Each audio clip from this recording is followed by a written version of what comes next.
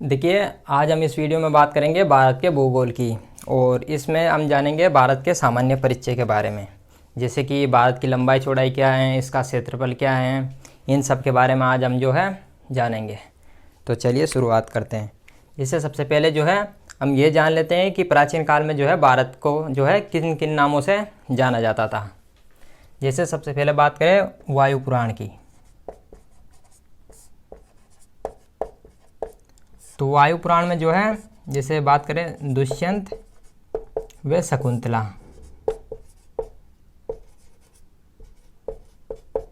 तो वायु पुराण में जो है दुष्यंत व शकुंतला की चर्चा की गई है। और इनके जो है एक राजा था, इनका एक बेटा था भरत नाम का, और भरत राजा के नाम पर ही जो है हमारा देश का नाम जो है वो भारत पड़ा। और जैसे बात करें, ये तो है वायु पुराण के अनुसार। इसके अलावा जैसे बात करें, एक द्वीप है जम्बू द्वीप। भारत जो है वो जम्बू द्वीप का जो है दक्षिणी भाग था, दक्षिणी भाग। तो भारत जो है वो जम्बू द्वीप का जो है एक दक्षिणी भाग था, और यहाँ पर जो है वो आर्य लोग रहते थे। और इन्हीं आर्य लोग यहाँ पर, जैसे ये आर्य लोग यहाँ पर जो है वो रहते थे, और इन्हीं के आधार पर जो है भारत का नाम जो है वो आर्यावर्त पड़ा, क्योंकि यहाँ पर जो है आर्य लोग रहते थे, जिस कारण भारत का नाम जो है वो आर्यावर्त पड़ा। इसके बाद जैसे भारत का नाम एक और मिलता है इंडिया। तो इंडिया जो है वो यूनानी शब्द है, और ये बना है इंडोइस है। तो वायु पुराण में भारत को जो है वो भरत राजा के नाम पर जो है भारत नाम मिलता है। इसके अलावा जम्बू द्वीप जो है, भारत जो है वो जम्बू द्वीप का दक्षिणी भाग था, जहाँ पर जो है आर्य लोग रहते थे, और इन्हीं के नाम पर जो है भारत का नाम आर्यावर्त पड़ा। इसके अलावा भारत का नाम एक और मिलता है इंडिया, जो कि यूनानी शब्द है, जो कि इंडोई शब्द से बना है। तो ये तो हो जाते हैं भारत के प्राचीन नाम।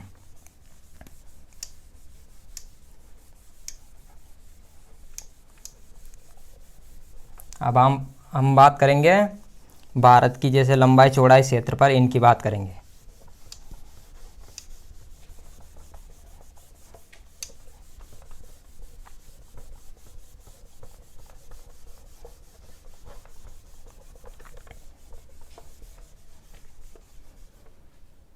जैसे सबसे पहले भारत का जो है वो मैप बना लेते हैं।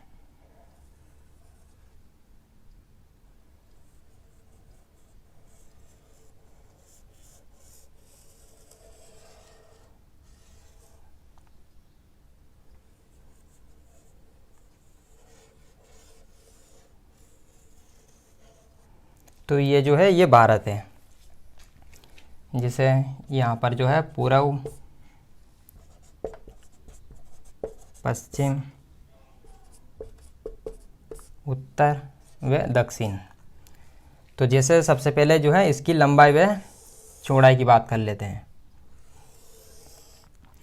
तो इसकी पूर्व से पश्चिम जो है लंबाई है वो हो जाती है 2933 किलोमीटर।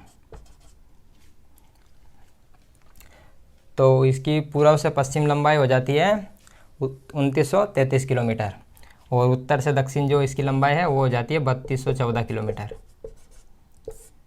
तो उत्तर से दक्षिण इसकी लंबाई जो है वो ज़्यादा है। अब जैसे बात करें, यहाँ पर एक जो है वो राज्य है अरुणाचल प्रदेश। अरुणाचल प्रदेश का यहाँ पर जो है वो अंतिम स्थान है कीबीतू। अरुणाचल प्रदेश। यहाँ पर बात करें गुजरात की, तो यहाँ पर जो है वो अंतिम जो राज्य है गुजरात, और यहाँ पर जो अंतिम स्थान पड़ता है वो है गुहार मोती। ऊपर जम्मू कश्मीर, यहाँ पर बात करें अंतिम स्थान की, तो यहाँ पर है इंदिरा कोल। एक शब्द आता है कोल, इसको समझ लेते हैं कि कोल किसे कहते हैं। जैसे यहाँ पर जो है वो बड़ी बड़ी जो है यहाँ पर ऊंची ऊंची पहाड़ियाँ होती है, तो पहाड़ियाँ इस तरीके से होती हैं। तो ये बीच का स्थान होता है, पहाड़ियों के जो बीच के स्थान होता है ये, इसे क्या कहा जाता है, कोल। और नीचे बात करें, जैसे यहाँ पर स्थान पड़ता है इंदिरा पॉइंट। इंदिरा पॉइंट, या इसे ही कहते हैं पिग्मेलियन पॉइंट। तो ये इनके जो है भारत के अंतिम स्थान हो जाते हैं। अब जैसे बात करें जो इसके अक्षांश व देशांतर को समझ लेते हैं। तो जैसे भारत का जो अक्षांशीय विस्तार और देशांतरीय विस्तार है वो यहाँ से शुरू होता है 8 डिग्री 4 मिनट उत्तरी अक्षांश है, और ऊपर जो है यहाँ पर 37 डिग्री 6 मिनट उत्तरी अक्षांश। यहाँ से जैसे बात करें 68 डिग्री 7 मिनट, अब यहाँ जो है वो पूर्वी देशांतर हो जाएगा। 68 डिग्री 7 मिनट से 97 डिग्री 25 मिनट। तो ये इसका अक्षांशीय व देशांतरीय विस्तार हो जाता है। अब जैसे बात करें भारत के क्षेत्रफल की, तो इसका कुल क्षेत्रफल जो है, जैसे जो पुराना डेटा के अनुसार इसका जो क्षेत्रफल था वो था 3287,263 वर्ग किलोमीटर। ये पुराने डेटा के अनुसार है 3287,263 किलोमीटर स्क्वायर। लेकिन जो नए डेटा की बात करें तो इसका नया डेटा हो जाता है 3287,469 किलोमीटर स्क्वायर। ये नए डेटा के अनुसार भारत का क्षेत्रफल है।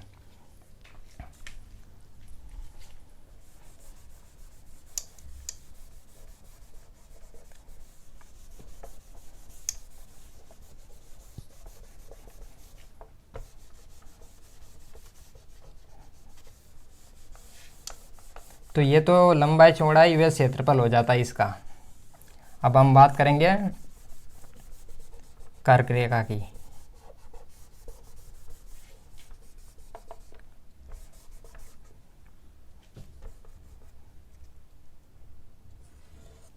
जिसे यहाँ से जो है कर्क रेखा गुजरती है 23.5 डिग्री। तो यहाँ से जो है वो कर्क रेखा गुजरती है। इसको देख लेते हैं कि ये जो है किन किन राज्यों से होकर गुजरती है। तो जैसे सबसे पहले बात करें गुजरात की। गुजरात, राजस्थान, मध्य प्रदेश, छत्तीसगढ़,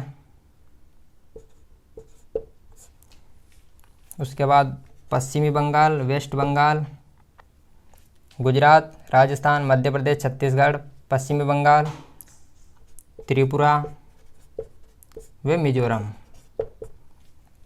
1 2 3 4 5 6 7, एक कौन सा छूट गया? जैसे गुजरात, राजस्थान, मध्य प्रदेश, छत्तीसगढ़, एक और है यहाँ पर झारखंड। झारखंड, पश्चिम बंगाल, त्रिपुरा व मिजोरम। इन 8 राज्यों से जो है कर्क रेखा जो है होकर गुजरती है। और जैसे बात करें यहाँ से जो है एक और रेखा गुजरती है, मानक समय रेखा।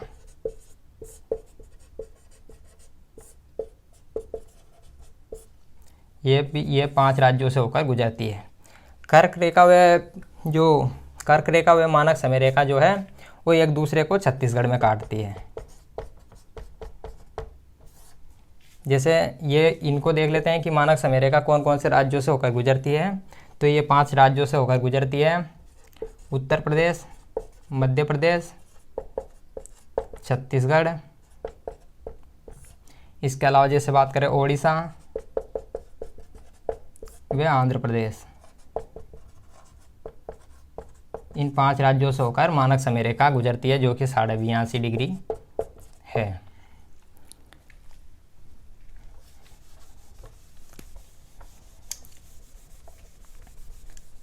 तो ये कर्क रेखा तथा मकर रेखा की बात हो जाती है।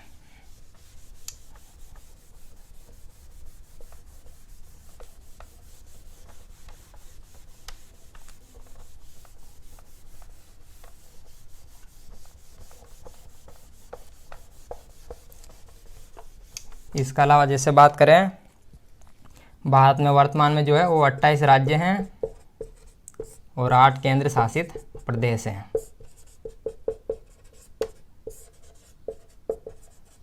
तो इनको भी जो है ध्यान रखना है। अब जैसे हम बात करेंगे भारत की तटीय रेखा के बारे में।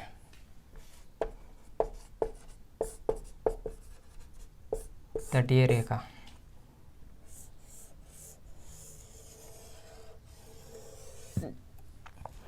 तो भारत की जिससे बात करें तटीय रेखा में जो है वो 9 राज्य शामिल हैं, उनको देख लेते हैं।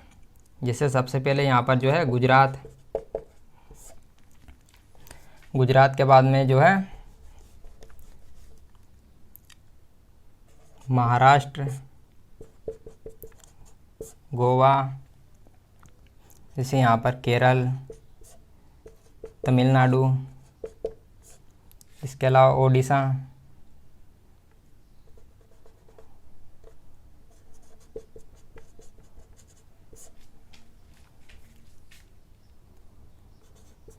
आंध्र प्रदेश,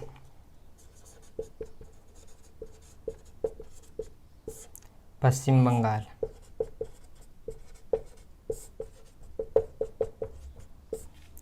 गुजरात, महाराष्ट्र, जैसे एक और है यहाँ पर कर्नाटक। 1 2 3 4 5 6 7 8 9। तो गुजरात, महाराष्ट्र, गोवा, कर्नाटक, केरल, तमिलनाडु, ओडिशा, आंध्र प्रदेश व पश्चिम बंगाल। 3 4 5 6 7 8। तो 9 राज्य ये हो जाते हैं, जिसमें कि गुजरात की जो है वो सर्वाधिक तटीय सीमा लगती है, लगभग 1215 किलोमीटर, और गोवा की सबसे कम लगती है, लगभग 151 किलोमीटर। तो ये जो है ये भारत की तटीय सीमा रेखा हो जाती है, और इनकी कुल लंबाई जो है 6100 किलोमीटर। अब जैसे बात करें यहाँ पर भारत के जैसे द्वीप हैं, यहाँ पर जो है कुछ द्वीप हैं, अंडमान एंड निकोबार द्वीप, और यहाँ पर जो है वो द्वीप है लक्षद्वीप।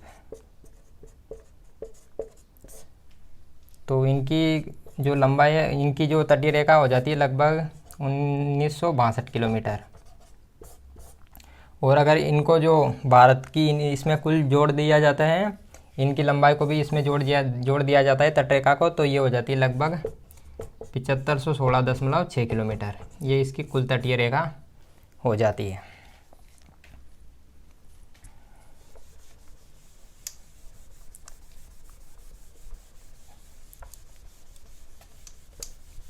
तो ये हो जाती है भारत की तटीय रेखा।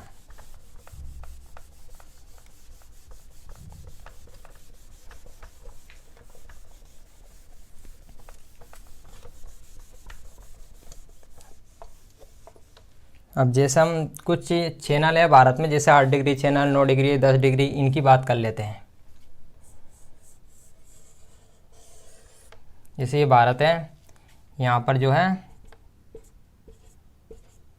ये कुछ द्वीप है, अंडमान निकोबार द्वीप, और यहाँ पर जो है वो है लक्षद्वीप।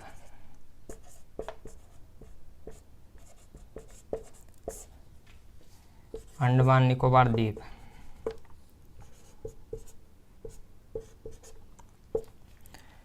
तो इनकी बात करें, जैसे यहाँ पर है मालदीव, और यहाँ है मिनिकोई, और ये ऊपर है लक्षद्वीप। तो जैसे बात करें 8 डिग्री चैनल की, तो 8 डिग्री चैनल जो है वो मालदीव व मिनिकोई के बीच में जो है 8 डिग्री चैनल है।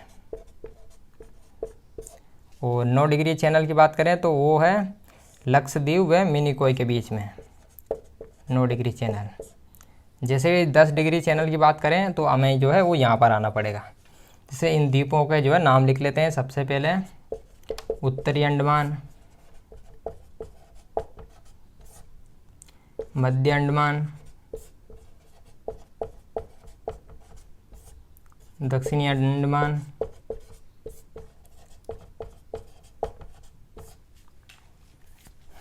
इसके अलावा लिटिल अंडमान,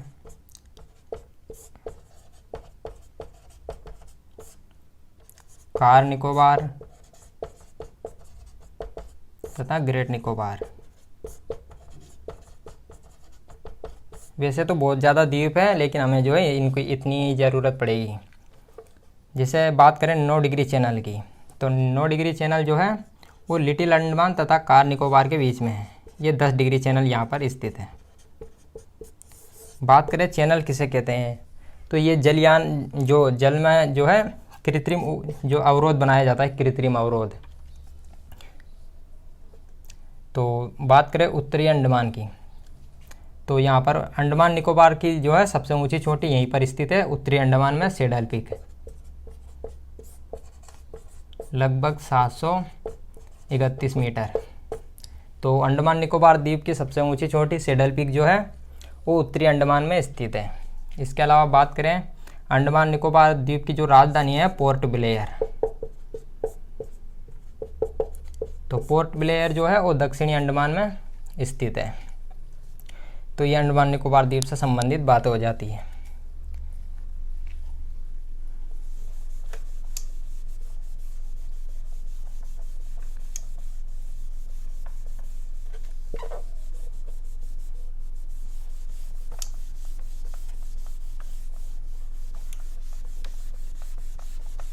अब जैसे बात करें पाक जल संधि की, तो यहाँ पर एक देश है छोटा सा श्रीलंका,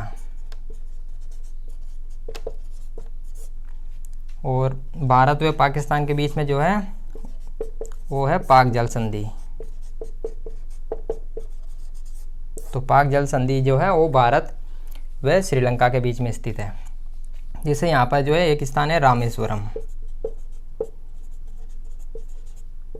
और यहीं पर जो है एक और द्वीप है पंबन द्वीप, पंबन द्वीप, और इसके थोड़ा आगे है धनुषकोटी।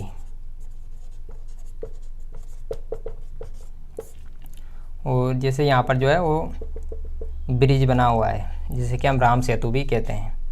और यहाँ पर एक स्थान है तलाई मनार।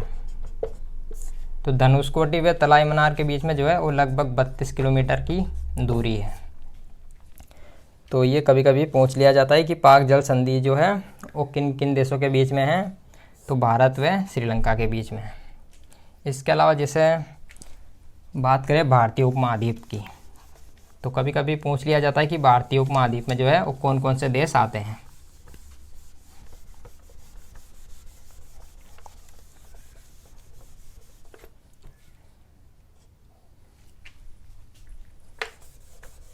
तो इनको भी देख लेते हैं कि भारतीय उपमहाद्वीप में जो है वो कौन कौन से देश शामिल हैं।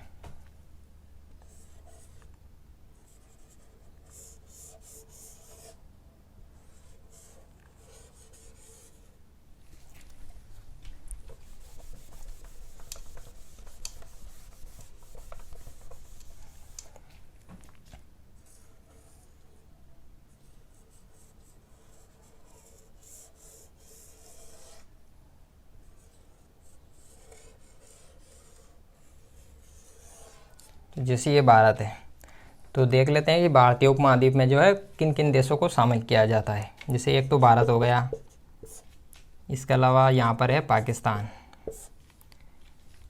यहाँ जो है वो है नेपाल, भूटान व बांग्लादेश।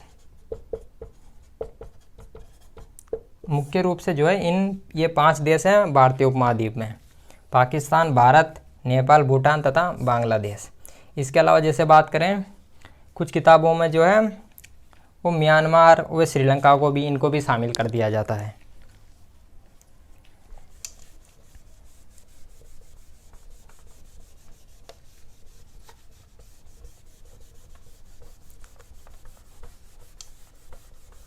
अब जैसे भारत के पड़ोसी देश हैं उनको भी समझ लेते हैं।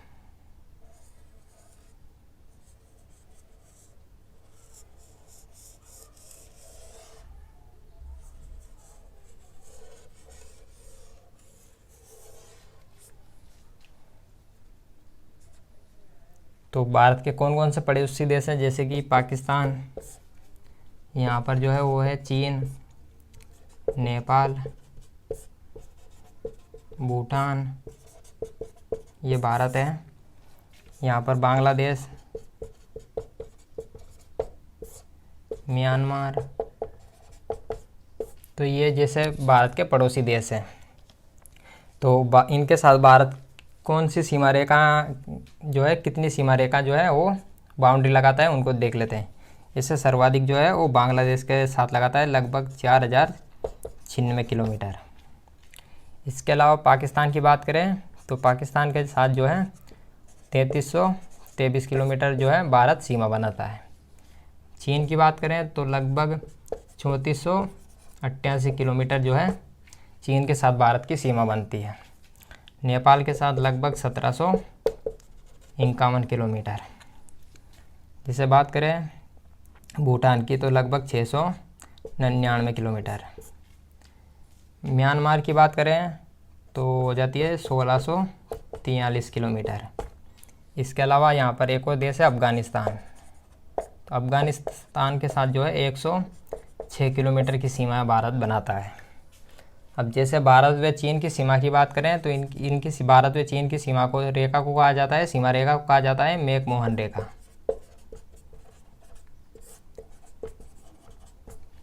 भारत व पाकिस्तान की जो सीमा रेखा है उसको कहा जाता है रेड क्लिफ रेखा,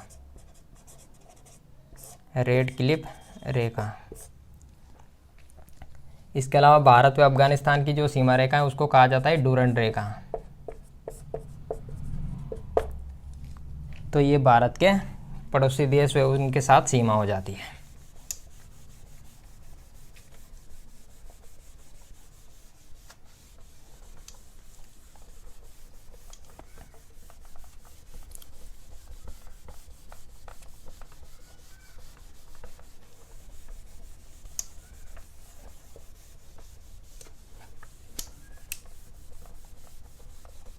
अब जैसे बात करें 1982 में जो है एक समझौता किया गया था जो जलीय सीमा को लेकर, तो जलीय सीमा से संबंधित एक समझौता किया गया था, उसको भी जान लेते हैं। जैसे ये भारत है तो भारत की जो तटीय सीमा है उसका निर्धारण किस तरीके से किया गया उनको जान लेते हैं। जैसे यहाँ पर एक रेखा है आधार रेखा, इसको हम आधार रेखा मान लेते हैं, आधार रेखा। तो आधार रेखा के जो है वो लगभग 12 समुद्री मील तक, 12 समुद्री मील है। जैसे बात करें एक समुद्री मील में जो है एक समुद्री मील बराबर होता है लगभग 1.8 किलोमीटर। तो इस रेखा को इसको कहा जाता है आधार रेखा से 12 समुद्री मील तक, जो इस रेखा को कहा जाता है प्रादेशिक रेखा। इसके अलावा बात करें 24 समुद्री मील की, आधार रेखा से 24 समुद्री मील की, तो इसे कहा जाता है संलग्न क्षेत्र, संलग्न क्षेत्र। और आधार रेखा से लगभग 200 समुद्री मील जो है उसे कहा जाता है अनन्य आर्थिक क्षेत्र, अनन्य आर्थिक क्षेत्र। ये 200 समुद्री मील तक होता है।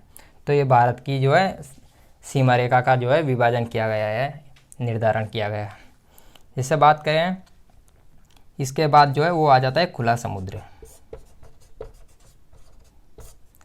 तो ये समझौता जो है 1982 में किया गया था।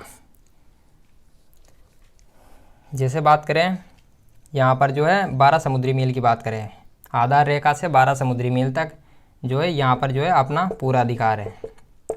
और बात करें 24 समुद्री मील तक, तो जैसे मान लो किसी देश का यहाँ पर जो है कोई जलयान आ जाता है, कोई जो है यहाँ पर जहाज़ आ जाता है 12 समुद्री मील तक, तो हम जो है उनसे जो है पैसा ले सकते हैं, उनसे टैक्स ले सकते हैं और इसकी हम जो है वो साफ़ सफाई भी कर सकते हैं।